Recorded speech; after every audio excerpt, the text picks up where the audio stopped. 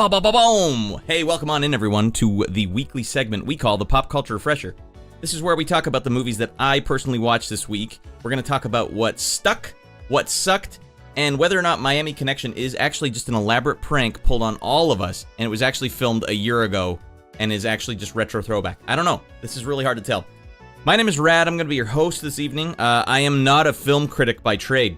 I'm actually a musician by trade. If you guys would ever like to hear some of the music I make for a living, it's under radlandstudios.com. Check the links below and get out of your mind. If you like what you see, share this video with a friend. Let's talk about movies. This is going to be basically, if you've never seen the show before, it's like really budget Mystery Science Theater.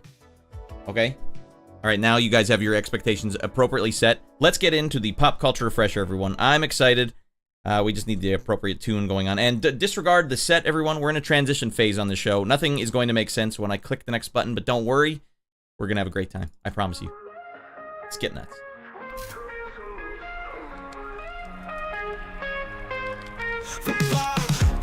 All right, we're going to get refreshed one review at a time here, everyone. Now, in no particular order, we're going to talk about the movies that we watched this week. Now, the first one we actually watched last night in a private review. If you guys ever sub up to my channel on YouTube eventually, or Twitch at the moment, then you guys can watch movies with us on Saturday. And the movie we watched last night was a real goddamn doozy. The first movie we watched that I would like to talk to you all about is Miami Connection. I don't even know what to say, frankly. This movie popped up. Well, let me give you the mythos of this movie first. Here's what happened. This guy on the cover, a taekwondo instructor from the 80s, put his life savings on the table and said, I want to make a movie. I want to make a kung fu movie with ninjas and bikers and drug dealers. And he just wanted to extol the virtues of taekwondo, as far as I can tell. The movie was a flop. As you could... well, I don't even know. When you watch the movie, it doesn't look any different than any other 80s movie you've ever seen. And there's a lot of crappy 80s movies. This one's way above par. Way above. But the thing was, the movie was so earnest that it comes off as a comedy. And in the screenings for the film, apparently, as myth goes, people started laughing at the film in the theater. Not unlike the movie Hot Rod, where Hot Rod's stunt reel that he played in the theater, everyone started laughing at it. And so, as a result, he just pulled the movie. Said it's all right. It's not landing. It didn't do what I wanted to do. Let's just bury it and no one will ever see it again. Oh my God! For 20 years, till 2009, I think the myth goes, someone bought a screener reel of it off of eBay, and then eventually someone found that from them, and then they bought the rights to the movie from the actual director, and repurposed it as like a retro throwback comedy. But it's so welcome in depth. It's so pinpoint precise as a retro throwback that when I first heard about this movie, when I first saw this logo on the internet, I was like, it's cringe. Look at that retro throwback. Look how hard they're trying to be like the 80s. Cringe. I'm not gonna watch that. Come on. I'm still waiting for Ashton Kutcher to pop up with his trucker mesh hat and go like, I got you. I punked you good. It was actually filmed a year ago, and it was retro throwback. Sadly, that's not the case. It seems like the story is true. It seems like everything is true in this movie. The music in this movie is so goddamn good. So here's the story. All right, Cobra Kai, Karate Kid, bad guy karate instructor class, makes a gang, you know, they're the gang of the Cobra Kai. This one, he's like, come on, let's extol the virtues of Taekwondo and how it can help your life. So we're just in a band, like a Care Bear rock band, which plays super positive music that's riffing out of its mind with just the most ridiculous lyrics ever. And the whole band is full of Taekwondo masters, led by our RK Kim, I think is his name. And so they just want to be positive and have a great time, but there's another metal band that wants to play at that club, and they're not extolling the virtues of Taekwondo. And for some reason, they also know martial arts, and so they bump heads. So there's a culmination of so many movies at once happening here. I mean, that band has the dude that looks exactly like John Oates. Yes, there was one guy, you see the guy with the guitar on the cover? Yeah, it's an epic mustache. But the delivery, everything in this movie is delivered so stupidly. But it's so stupidly amazing. It's earnest. It's so earnest that at the time, it had no idea it was being silly. Can you imagine how bad this guy felt? He's like, what the hell? Because he's definitely not like a native English speaker. And so there's already like a couple of pieces removed. How he would not know that this was gonna not land appropriately.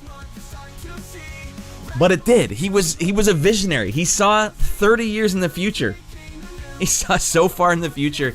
He called retro throwback before retro throwback was even a thing. So I want to actually play you the trailer, and we're going to hopefully not get copy striked into god dang oblivion like we usually do. We usually get shut down pretty hard for showing trailers, but, you know, that's what we're here for, is to watch the dang trailers. Alright, is this the one? No, that's not the one. Is this the one? No, that's not the one. Alright, hold on. It's a pretty sloppy show, everyone. I hope you guys weren't expecting a pristine show. Oh, we don't run those here. We only run ridiculous shows. Alright. Let's go... boom. There we go. Alright, let's watch... No, this is Three Men and a Little Lady. That's coming up later. I don't want to spoil that one for you guys. So, Miami Connection. Right from the get-go, right from the opening credits. This is not retro throwback. This is not Kung Fury. This is an actual movie from the 80s. Rad! Welcome in, Tighty Whitey. We're talking about Miami Connection tonight. If you guys haven't seen this movie, it's a 1,000,000% must-watch. Even just for the story alone. One of my favorites, along with Samurai Cop. Now, Samurai Cop I haven't seen. Does it have a similar story? I wish, everyone, I could play you the songs that they're playing right here. Maybe I can do a little. Maybe I can just do a little. Without getting shut down. Dragon Sound is the name of the band. This is the band. This is what they sound like in 1987. And all the song lyrics about fighting ninjas and being best friends. That's so unbelievable. Yes, most definitely. Yeah, we'll definitely have to check that one out then. Here we'll change, and it's oddly gory. So this guy reminds me of Albert Pyun, actually, Depths.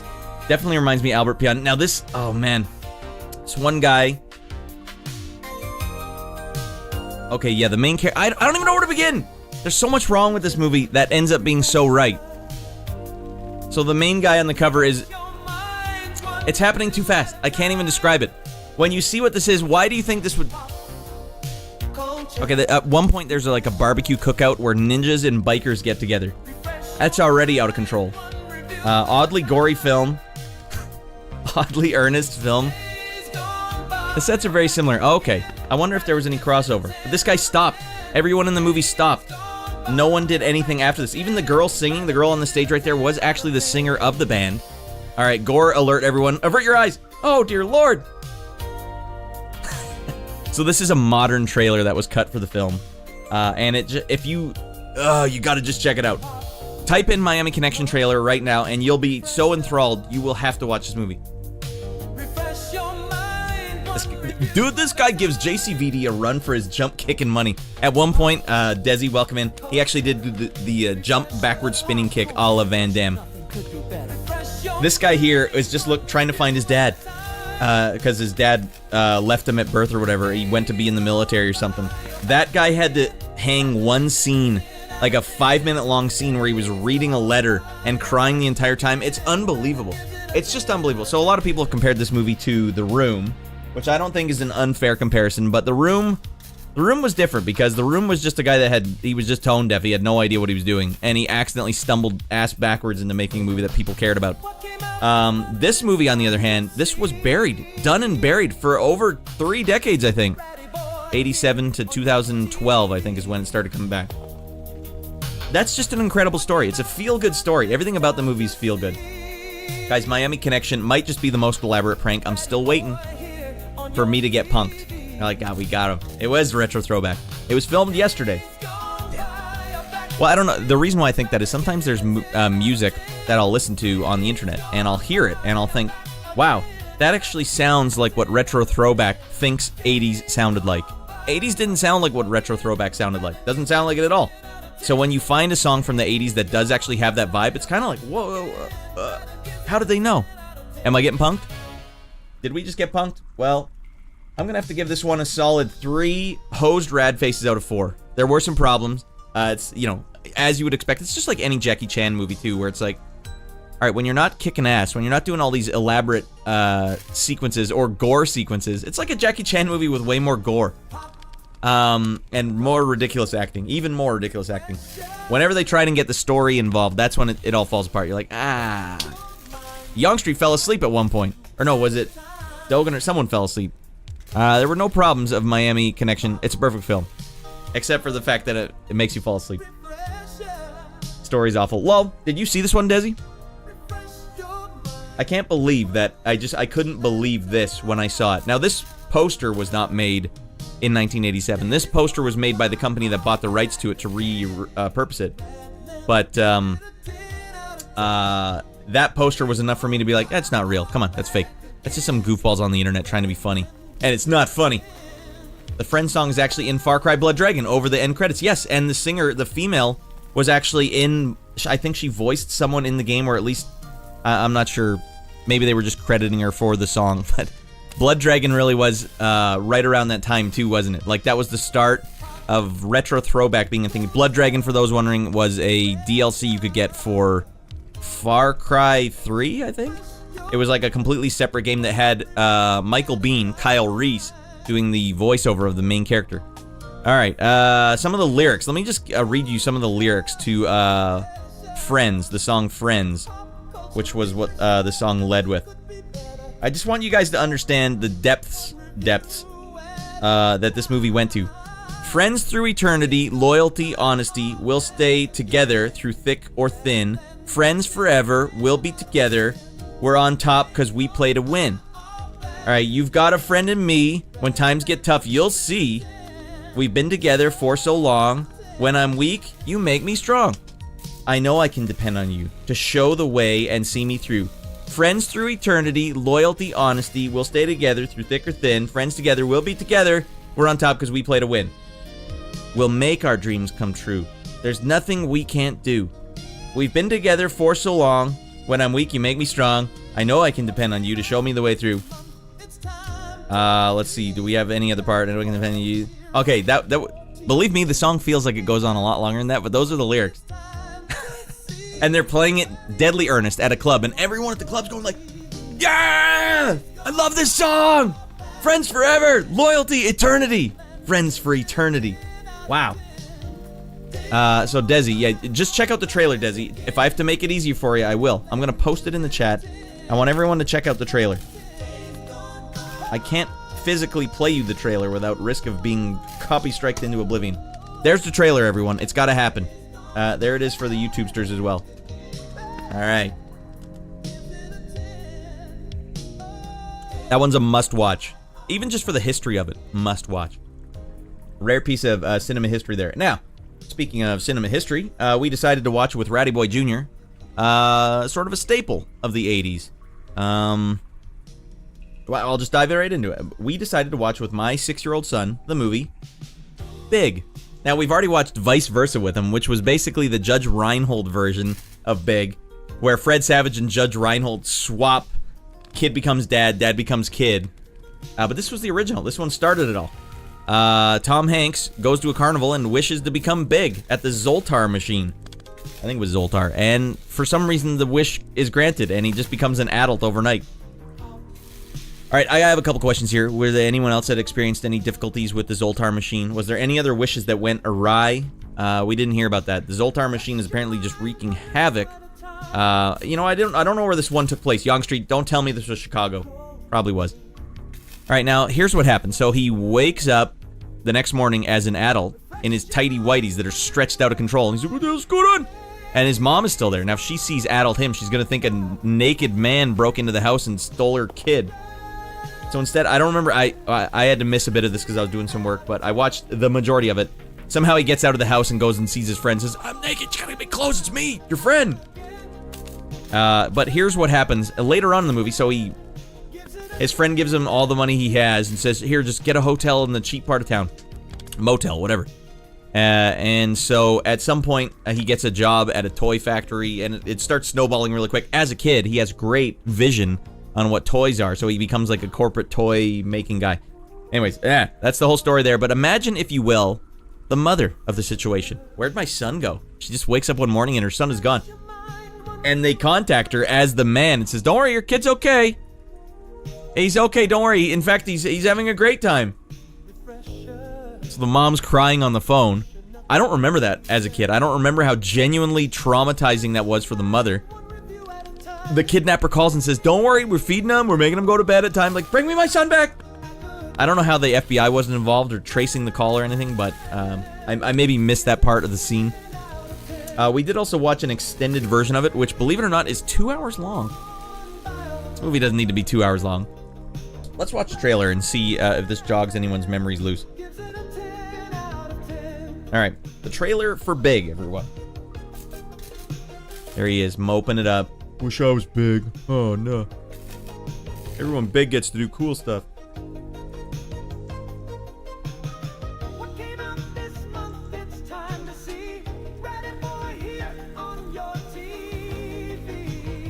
I wish I were big, he says. Don't worry, I got you covered. Oh, that's right. He felt really bad because he had to start sharing his room with his baby sister. Like, literal baby sister. Big. What about Tom Hanks versus the Ninja? Yeah, that was a good crossover. Oh, okay, so she did see him before he ran out of the house. I missed that one scene while we were watching it with him. I think Tom Hanks did a pretty believable job of being a big kid in here. And yes, that is Kevin McAllister's dad. And John Lovitz. And he says, that girl should bone you no matter what. She's out of her mind. So he says, alright, well, I'll stay away from her then. And John Lovett's like, what the hell's wrong with you? I was giving you the lowdown on the haps here at the office. So there's a funny scene in this movie where they actually do, they get down and dirty. He's supposed to be 13, but he's been living as a man for like a month, so I guess he's all man now. They have a love scene in that movie at one point, and he touches her boob over the bra, and she turns the light off, because obviously they're going to go further with the whole situation, and immediately he flicks the light back on. It's like, that is so brilliant. That's such a brilliant way to do that scene. And can we all agree that this girl looks exactly like the girl from Stranger Things? I have a skill, everyone. I have a particular set of skills, and it's where I can piece DNA together visually.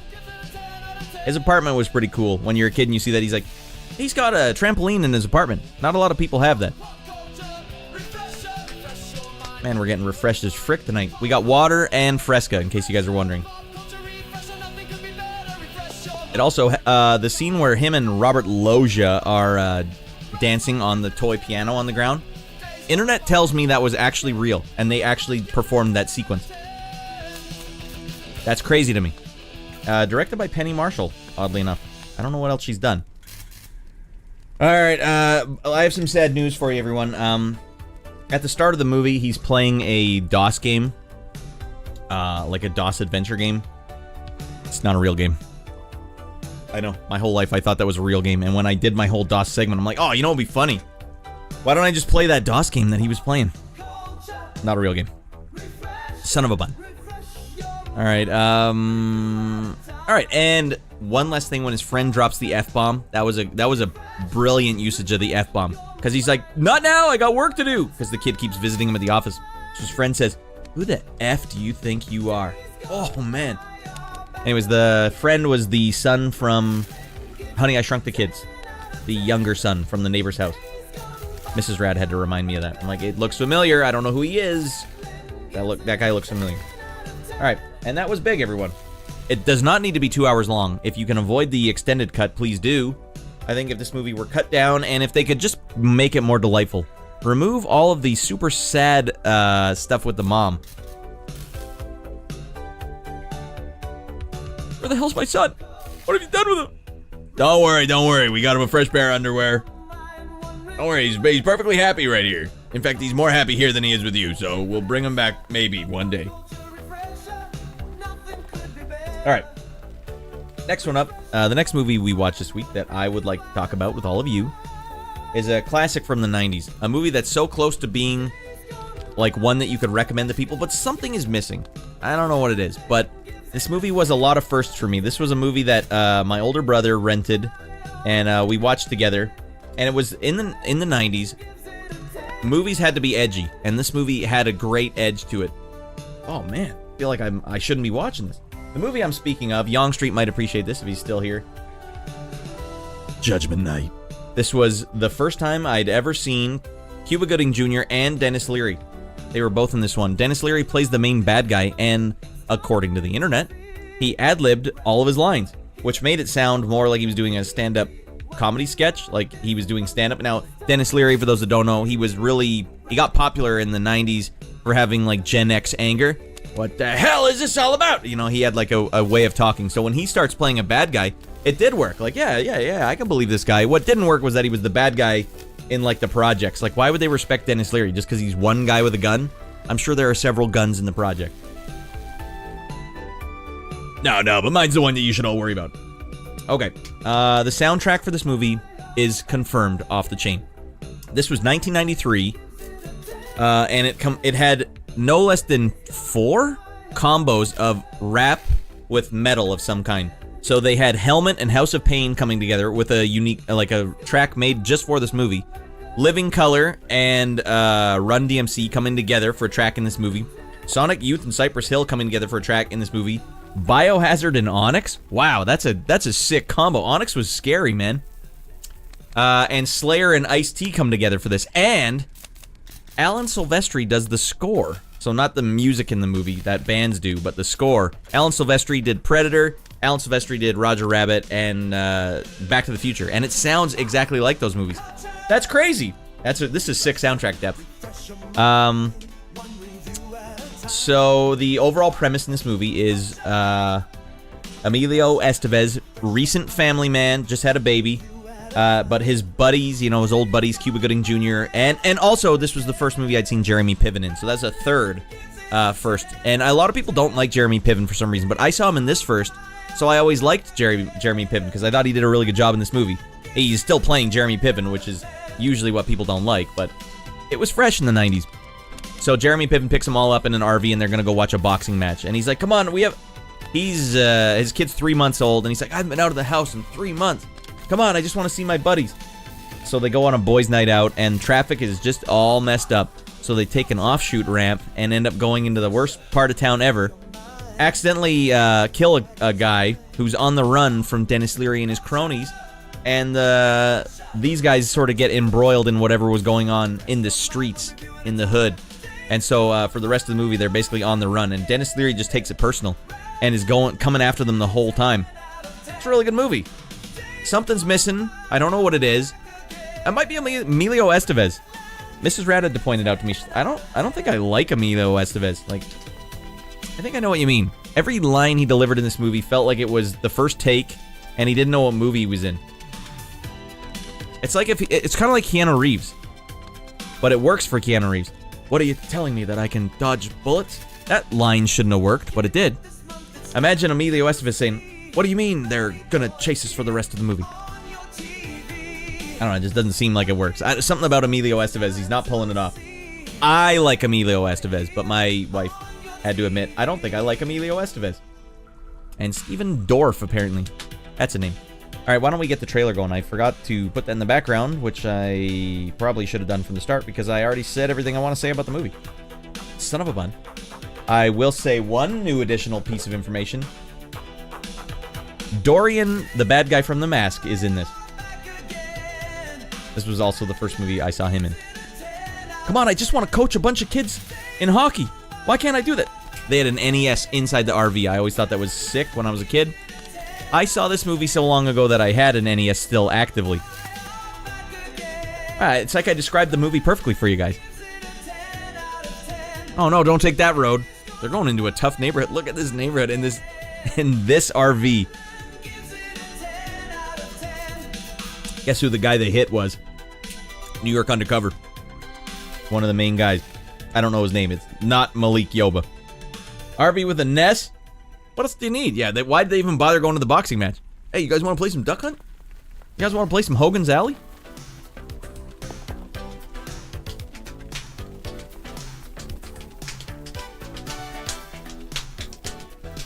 That's a good premise, though, because they're completely out of their element, and they're basically all yuppies.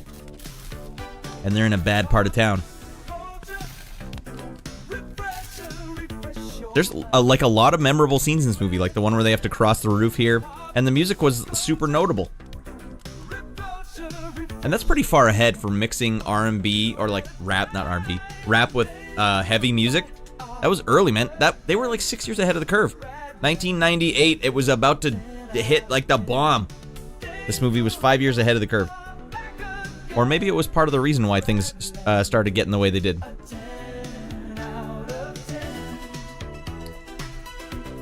I would recommend this movie, though, to anyone that hasn't seen it. I think it's actually kind of hard to find, but it actually just recently popped up on Canadian Prime. So check it out if you're in Canada. I don't know if the US Prime is the same. Look at that soundtrack. That's outrageous.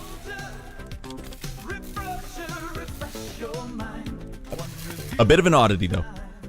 All right, the next one that Mrs. Rad and I watched that I would like to let all of you know about. You know, we couldn't watch Three Men and a Baby last week without following up this week with the sequel, Three Men and a Little Lady. This one I didn't like as much. This one, they kind of make Tom Selleck the butt of the joke. Now, Tom Selleck doesn't work as the butt of the joke. Now, he can be the guy that gets ice cream on his head. That's fine. But it's like they had to take his balls. You can't... First of all, he's got too many balls to take. Good luck taking Tom Selleck's balls. But they tried, and that's what felt wrong about it. They were kind of just... It was always at the expense of Tom Selleck, and I don't like that.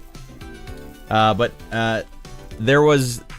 Okay, so in this movie, there's the prudish... I gotta go back. I gotta go further back. The first one, Ted Danson and a lady had like a one-night stand or like a one-off relationship, and a baby was conceived through that.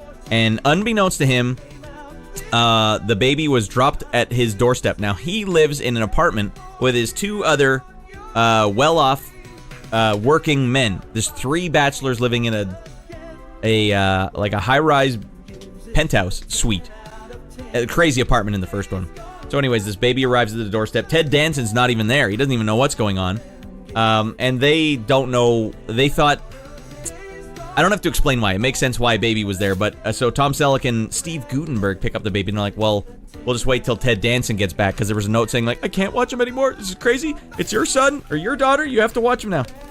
Okay, well, I guess this was the package we were set to receive. Let's keep this. So think like Big Daddy. Very similar to Big Daddy, only with a baby in the first one. And so, you know, it all goes... As things happen, they fall in love with the kid, and they all want to be in the kid's life. And that's not a bad thing, but Ted Danson is the father. And the weird thing, where this movie starts going off the rails, is that the rest of them are also called the dad. So Steve Guttenberg's the dad, and Tom Selleck's the dad, and they call Ted Danson the biological dad. I don't know. There's a grandmother that... so the lady eventually comes back at the end of the film and wants to take the kid to England. Oh, it was a mistake, and I'll take her to England now. And they're like, you can't leave. She's a part of all of our lives now. So, you know, it's heartwarming. They all care for the kid. So they basically tell the lady, stay with us. We got this sick apartment. We'll all live together. And the way they end the first movie was that Ted Danson and the lady were kind of maybe going to get back together for this kid. No, they don't. So they all live together in this apartment. The baby and the 4 adults now.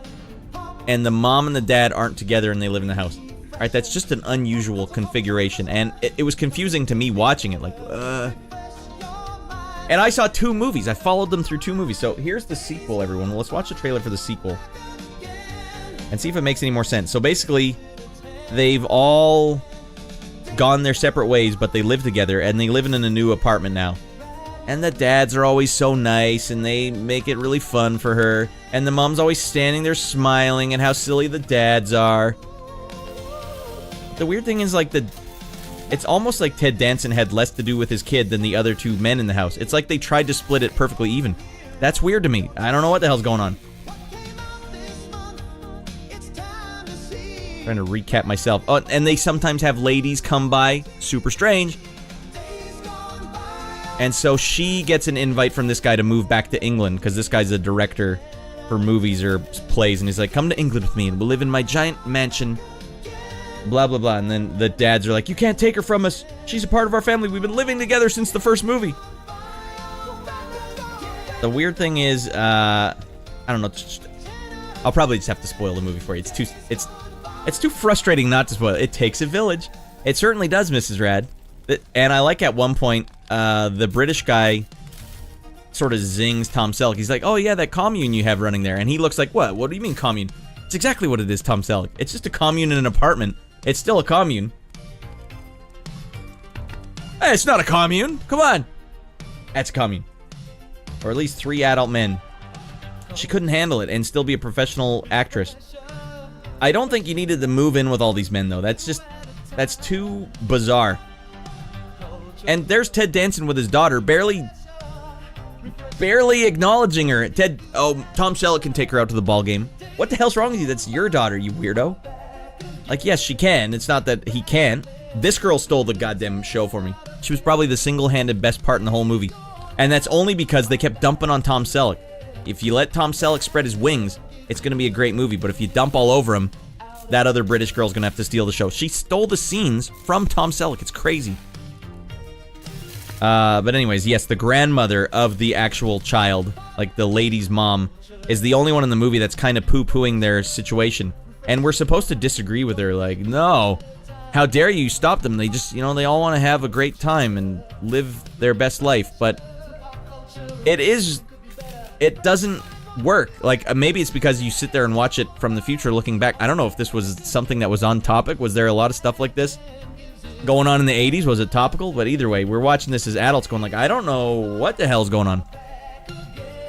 Ultimately, at the end of the day, Ted Danson having less to do with his kid than the other two guys, that's what rubbed me the wrongest. And then at the end, because they show it right there, Tom Selleck gets with the lady, they get together, and Tom Selleck carries the girl out at the end, at the wedding, and Ted Danson's behind him going like, yay! That can't happen. What the hell? So that was a rare whiff. She calls yes. Okay, we covered it all. I think the movie had some problem. It's a classy commune. Well, yeah, they had a very nice apartment. I've never seen such a nice apartment in a commune.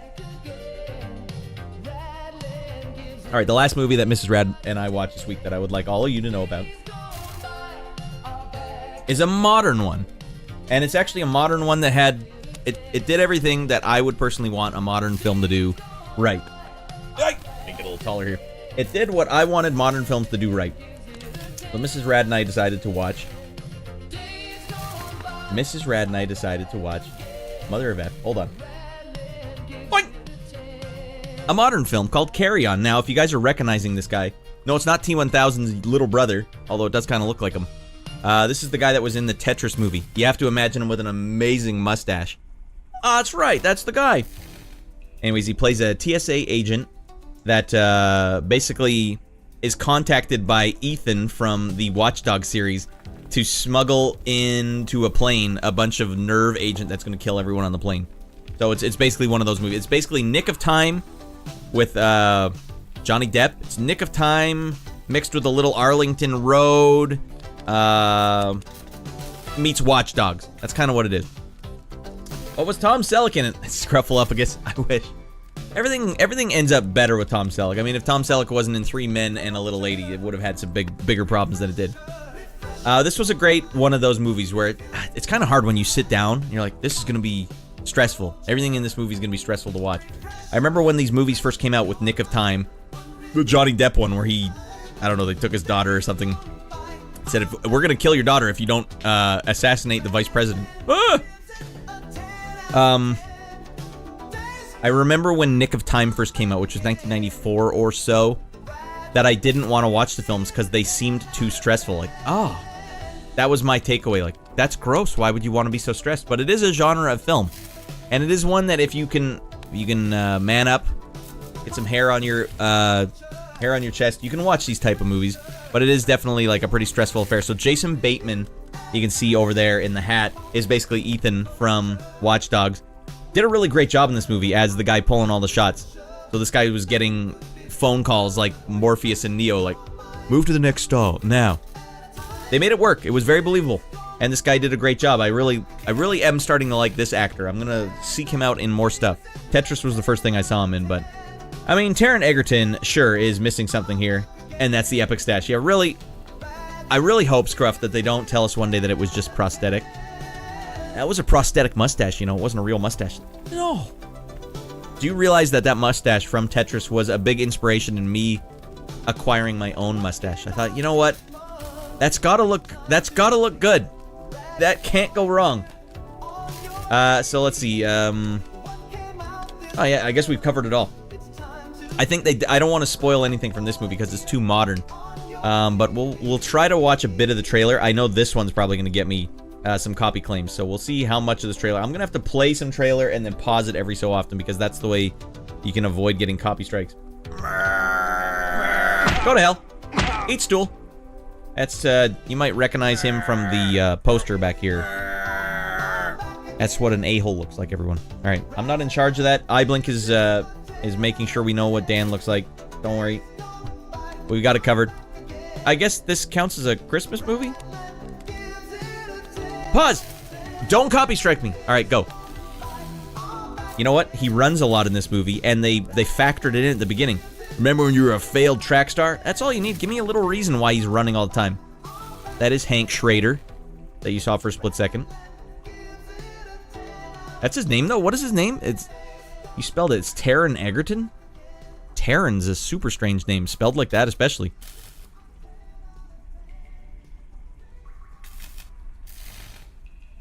Am I getting punked? Is Ashton gonna pop out here and tell me that Miami Connection wasn't a real movie? Pause! Alright. He does also kind of look like T-1000 too, I'll say. Taron was in Hunger Games movies. Really? Was he super young? Was he an adult? He's Welsh. Does he have a Welsh accent? Because that is one of the all-time accents. Frick him! Yeah, we fricked him. Don't worry, Evelyn. Thank you for the reminder, though. No one gets a... Dan doesn't pop his head around here without getting a stern dressing down. That is a fact.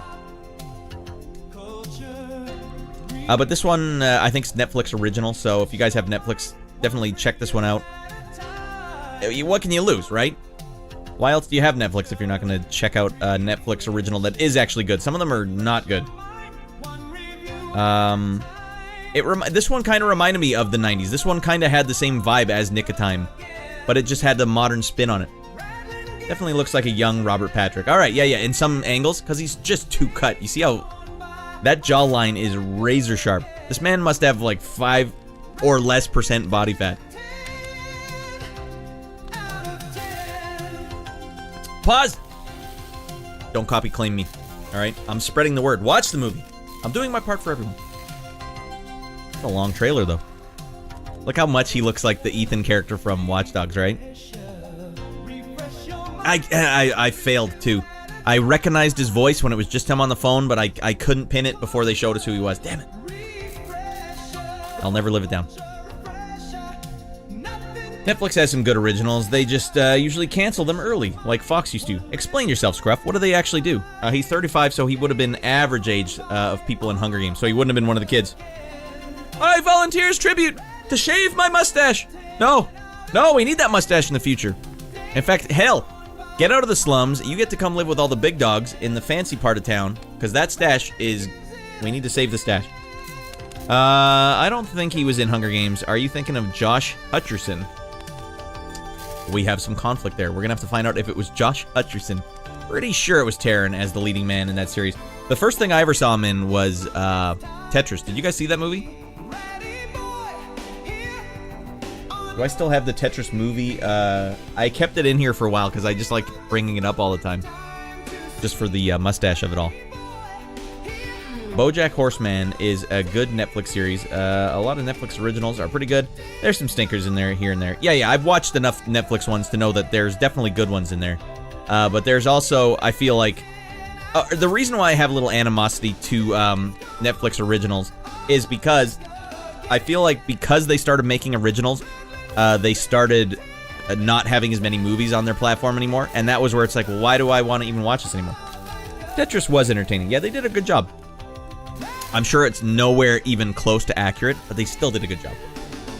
Do you know what I mean, though? I feel like Netflix, like, once they got rid of the star system, remember, they were like, oh, no, people didn't like Amy Schumer's comedy routine. They're giving it 1 star. Oh, no. Let's get rid of the star altogether. That star was the only thing that was telling me what to watch that I'd never seen before. Because Netflix brought us Stranger Things, enough said. Yeah, I only watched the first season of Stranger Things, and then I was kind of checked out, like, nah. I did like the first season, but they were really shoving the retro in our face, which is why Miami Connection was so hard for me to accept. Like, I feel like that's retro throwback. Are you pandering to me right now? I don't like getting pandered to. I'm the one that does the pandering. Guys, like, share, and subscribe this video, please. You guys do that for me, please. And made their own streaming service, recreated cable TV, but worse.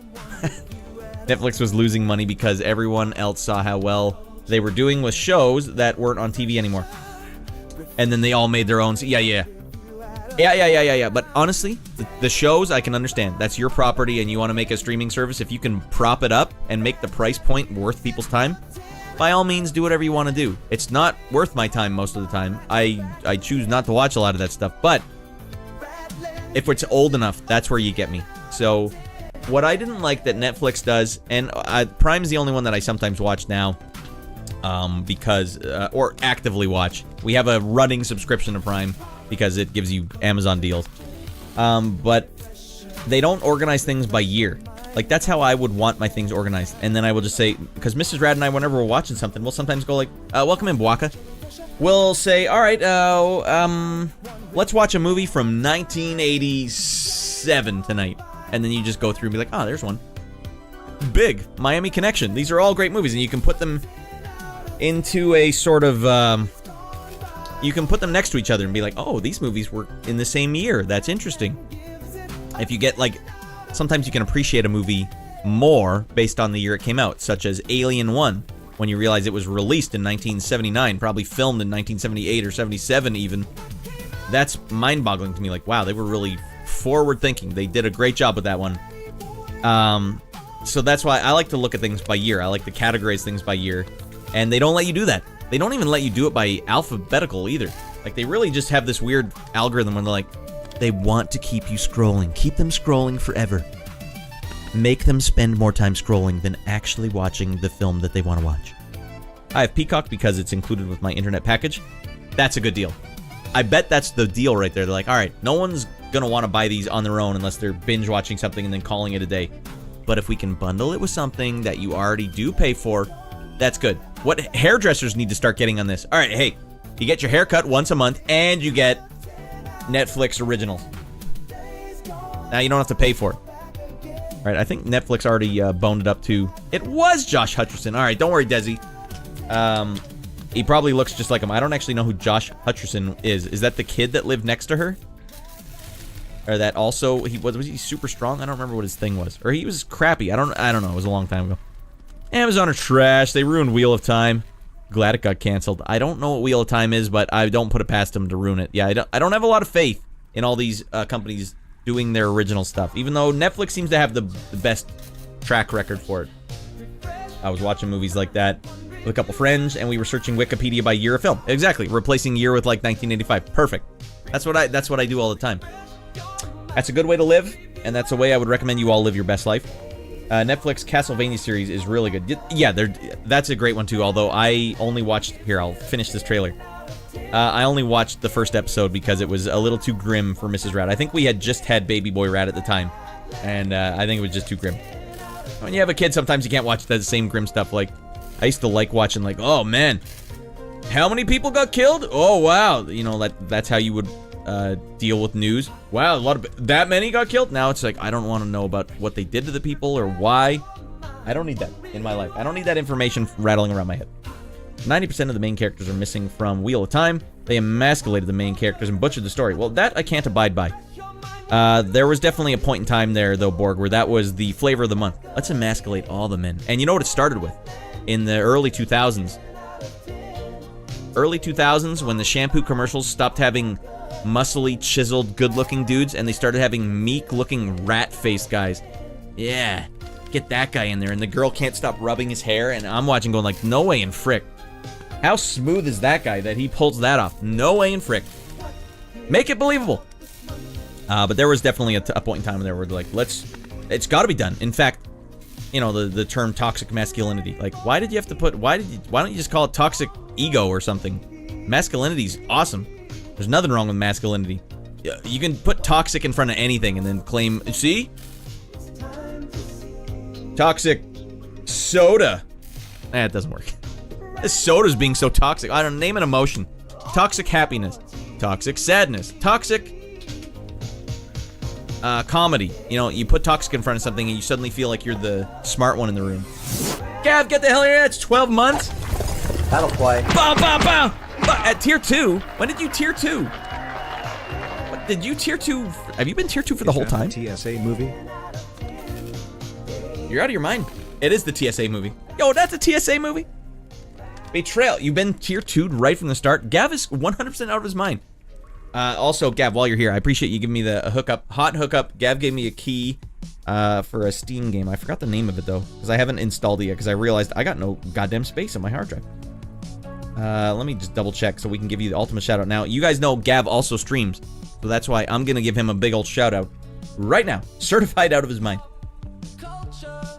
We're just doing the pop culture refresher, Gav, in a separate segment. We've changed the formula up a bit. Broken Lore. Has anyone heard of Broken Lore? Broken Lore, baby. How's the clan going in Dune? I've been tempted. I'd be like, all right, well, Anarchix really sold, like, did a good pitch. He gave me a good pitch on it. And he's like, and don't worry, I'll hook you up. I'll hook you up. You'll get all the stuff. You'll get started. Like, yeah, it all sounds good, except for the fact, like, I don't know how the hell I would squeeze it in. Anyways, we just did a lightning fast pop culture refresher. We're going to play Xbox games on the next stream, everyone. That's going to be out of control. Original Xbox with the Duke. We're busting out the Duke. So, everyone, you got to stick around for that. We're going to be getting out of our mind. Gav, I feel like Here, this one's for Gav, getting out of his mind.